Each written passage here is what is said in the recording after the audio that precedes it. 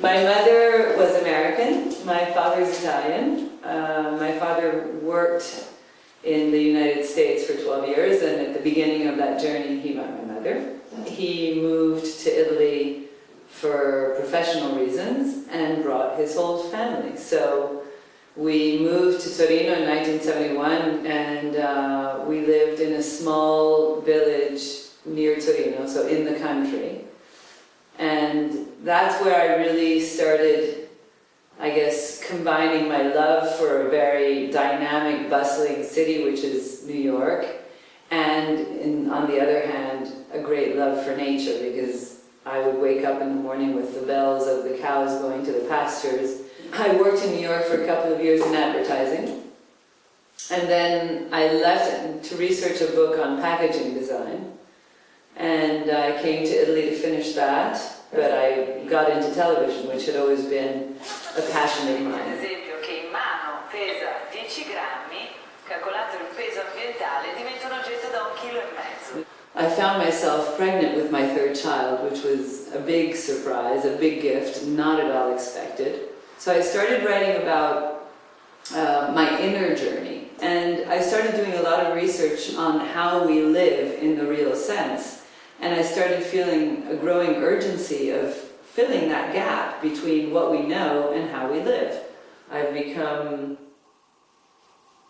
joyfully obsessed with the power of many small actions that cumulatively over time make a difference, and that also can make a difference within communities. Everything I do emanates from personal experience. I found that the journey, that lightening up one's environmental footprint is an incredibly exciting process. It feels good. It's not about sacrifice. It's very exciting. It's about discovery.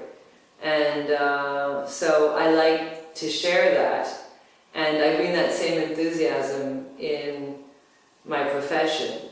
What I think people like is I've really focused on the attitude. We have so many to-dos and so many obligations, and we feel the weight of these difficult times so much that if we add that on to that list, then I don't think we have a chance of making the transition towards sustainability as fast as we need to.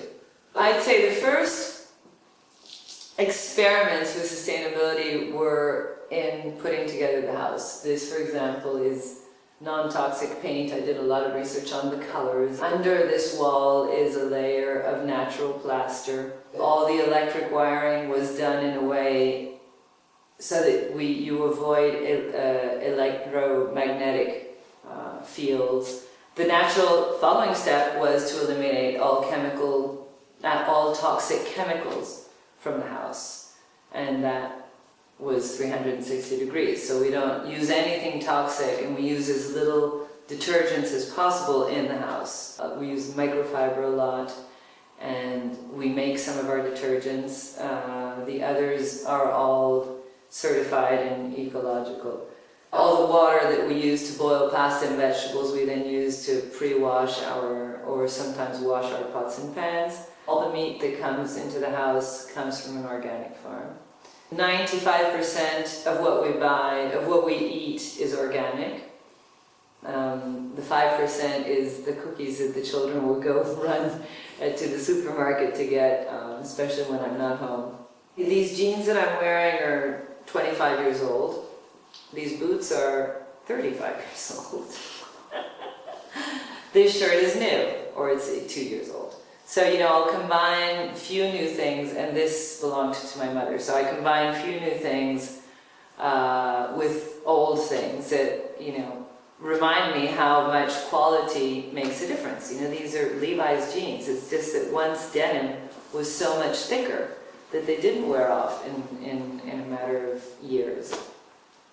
No one's allowed to buy stressed denim in this household, because in the first book, I did so much research on what happens during the process of distressing denim that, I thought we can't be responsible for that. So a lot of the research that I did to write, my books or for my TV stories then are information that I incorporate in our lives. The children sometimes will purchase clothes in the low-cost circuit, but they really use everything they have until, they have holes in them. They're very good about that. I can't tell you that they're good about unplugging the computer once it's charged.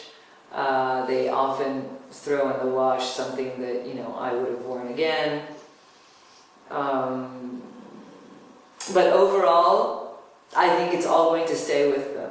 And they're at the stage where they want to do this, except for the smallest, but the smallest then emulates the older ones. So, if I say white, they'll say black. If I say red, they'll say blue. They're in that age of contrast. And it's part of their growing process. So there's a lot of humor in the house. They make fun of me, I make fun of them. It keeps it all light. I think that if I didn't have children, I would allow myself to be discouraged, possibly. When I do feel discouraged, I would possibly indulge in that feeling more. Instead, I've practiced on transforming that constantly, because I look ahead, and also because I really live in the now. And I just like to feel like a constructive human being and not like a parasite. I think that many people live like parasites and they just suck the energy out of this planet. I like to feel that what I take I'm grateful for and I give in return. It's become just a habit, a nice habit.